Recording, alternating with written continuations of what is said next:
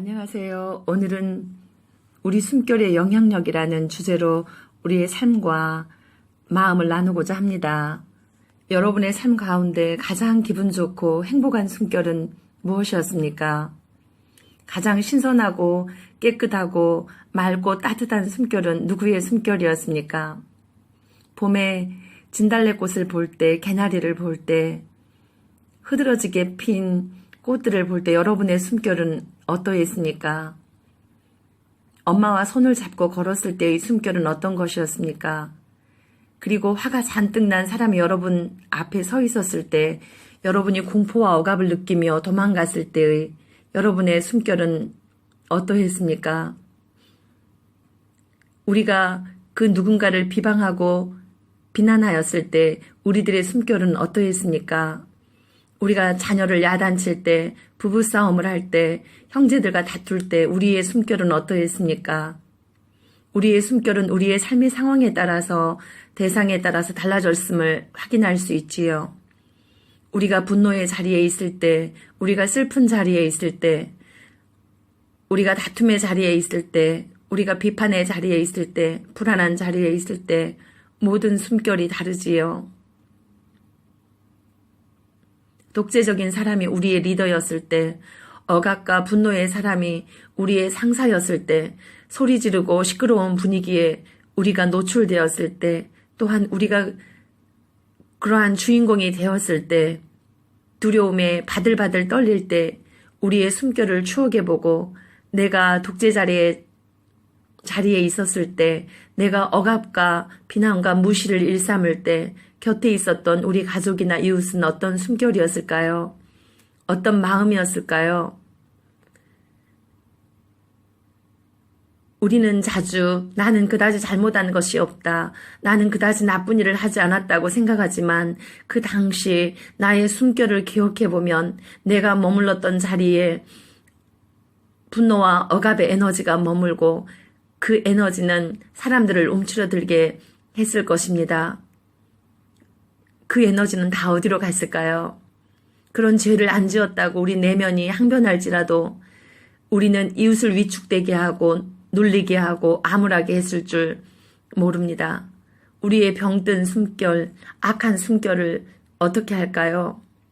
하나님은 최초에 세상을 창조하실 때 사람에게 생기를 불어넣으셨다고 하셨습니다. 하나님의 숨결로 되었고 그 하나님의 숨결로 인간의 마음과 인간의 지성과 감정이 창조되었습니다. 이렇게 하나님의 숨결은 창조의 숨결입니다.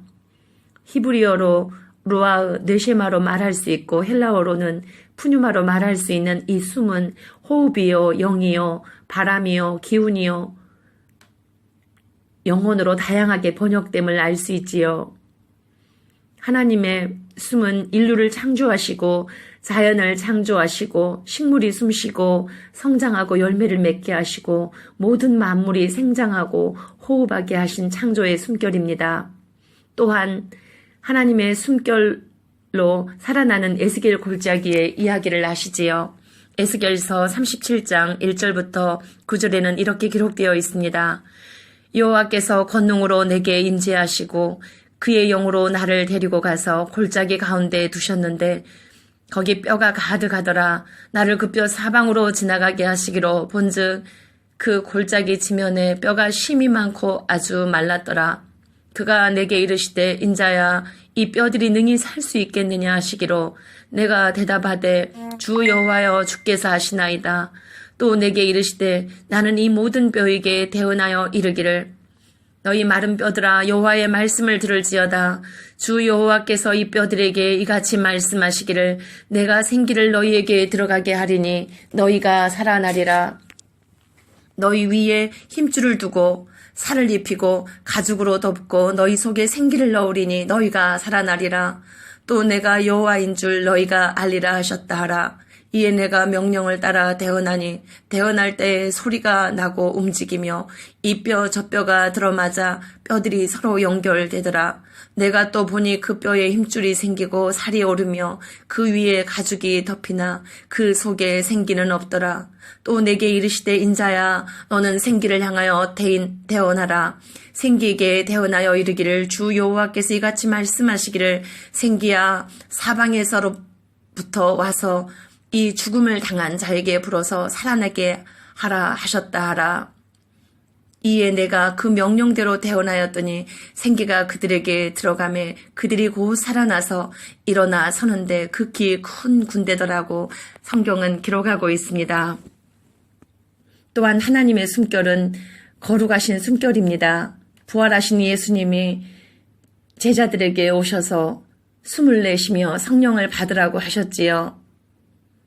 성령은 하나님의 숨결이요. 그 성령의 숨결은 베드로를 비롯한 제자들을 능력 있는 사람들로 변화시켰지요. 우리가 한사코 내가 잘못한 게 아니야 라고 말하지만 우리의 분노의 숨결을 자라나는 아이들이 느끼며 살지요. 집안의 분위기는 우리의 숨결이요. 공동체의 분위기 또한 공동체의 숨결이지요. 인터넷도 각 사이트마다 고유의 숨결들이 있지요. 그 인터넷의 사이트의 장에서 흐르는 숨결들도 우리들에게 영향을 미치지요. 악한 숨결이 우리를 지배할 때 우리가 악마화되어 가는 지점에 서 있을 때 우리는 어떻게 그 거룩한 숨결, 창조적인 숨결이 우리들에게 임하는 기도에 성공할 수 있을까요? 첫째는 끼리의 엘레이손이라는 예수 기도를 드리는 것입니다. 주여 우리를 긍휼히 여겨 주소서라는 뜻입니다. 기도는 우리의 숨결이 우리에게 오는 거룩한 숨결이 하나님의 숨결이 우리에게 오는 것입니다. 교회사의 전통 속에서 1000년을 넘게 이어온 이 숨결 기도, 예수 기도로 우리의 숨결을 조절합시다. 황금의 입이라고 불리웠던 크리소스톰도 이 기도를 했지요. 이 기도는 주 예수여 우리를 긍휼히 여기소서라는 뜻입니다. 우리나라 말로 이렇게 번역하면 길게 번역되어서 우리가 화날 때, 우리가 분노의 에너지에 사로잡혔을 때 이 긴 언어를 하기는 좀 어렵지요. 그때 끼리의 엘레이손이라는 이 언어로, 이 그리스어로 이렇게 하면은 우리들에게 훨씬 더 쉽게 이 기도가 활용될 수 있을 것 같습니다. 끼리에라는 주님이라는 뜻이고 또 엘레이손이라는 것은 자비를 베푼다는 그러한 의미입니다. 끼리에 주여 엘레이손 자비를 베풀어 주소서 그러한 뜻이지요. 수도사들이 사용했던 이 언어는 음절이 짧아서 하기가 쉽습니다. 따라하기가 쉽지요. 끼리의 엘레이손 이렇게 하셔도 되고 주여 자비를 또한 예수님 자비를 예수님 긍휼을 그 무엇으로 하셔도 좋습니다. 여러분들이 활용하기 좋은 구절을 활용하셔서 여러분의 호흡과 함께 이 기도를 드린다면 우리의 숨결을 조절하는 데 도움이 될 것입니다. 이 예수 기도를 활용하는 것은 우리의 숨결을 거룩하고 창조적인 숨결로 바꾸어주는 훌륭한 역할을 해줄 것입니다. 그리고 두 번째로 요즘에는 스마트폰이 발달하여서 플레이스토어에서 성경을 다운받으시고 시편 기도를 드리는 것입니다. 시편 기도는 수도사들이 온 밤을 새워서 기도했던 방법이기도 한데 우리가 악한 숨결, 분노의 숨결, 용서하지 못할 일로 우리의 숨결이 오랫동안 눌리고 힘겨워 고통스러울 때 또한 고요하게 시편을 틀어놓고 그 시편으로 기도를 하는 것이 큰 도움이 될 것입니다. 물론 우리가 그 시편을 직접 읽으면서 하면 더 좋습니다. 그러나 우리가 악한 숨결이 사로잡혔을 때 눌리는 숨결로 고통스러울 때는 직접 읽으면서 하기가 힘들지요. 시편을 틀어놓고 시편에 마음을 실어 기도를 해도 우리의 숨결은 거룩한 숨결로 서서히 변화될 것입니다. 그래서 우리가 우리의 사랑하는 사람들에게 부드러운 숨결, 편안한 숨결, 행복한 숨결, 거룩한 숨결로 우리 가족을, 우리의 공동체를 행복하게 하는 주인공이 됩시다. 우리가 풍선을 이렇게 불 때 우리의 숨결로 풍선이 빵빵해지지요. 우리의 분노의 숨결로 가정이라는 풍선을 불면 분노라는 풍선이 빵빵해지지요. 또한 우리가 슬픔이라는 숨결로 가정이라는 풍선을 불면 슬픔이라는 풍선이 가득 차지요. 또 우리가 비난이라는 숨결로 가정이라는 풍선을 불면 비난이라는 풍선이 빵빵해지겠지요. 그 작은 풍선에도 우리의 숨결에 영향을 받는데 우리의 숨결이 거룩하고 창조적인 숨결로 변화되어야만 나도 행복하고 우리 가족과 공동체가 행복해지지요.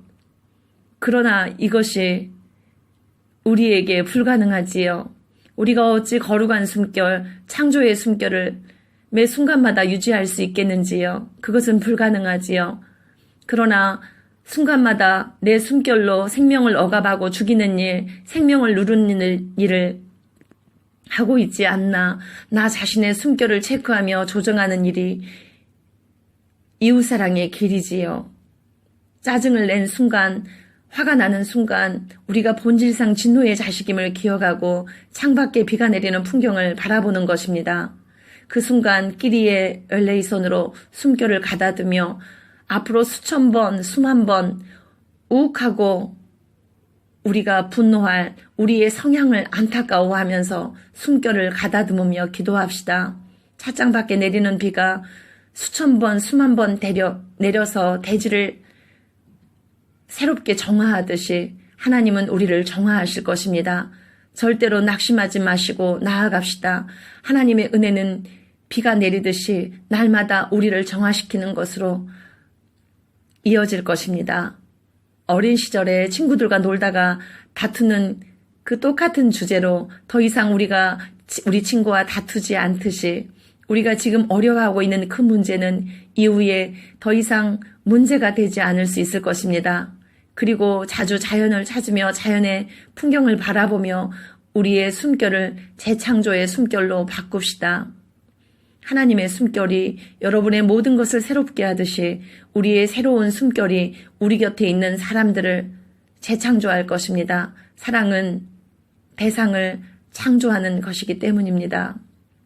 마지막으로 예수 그리스도께서 부활 후에 제자들에게 찾아오셔서 하시는 이 말씀이, 이 행위가 지금 이 순간 이 말씀을 듣는 우리 모두에게, 저와 여러분 모두에게 레마로 들려지고 그대로 역사되기를 바랍니다. 이 말씀을 하시고 그들을 향하사 숨을 내쉬며 이르시되 성령을 받으라. 요한복음 20장 22절 말씀을 여러분에게 오늘 선물로 드립니다. 감사합니다. 안녕하세요.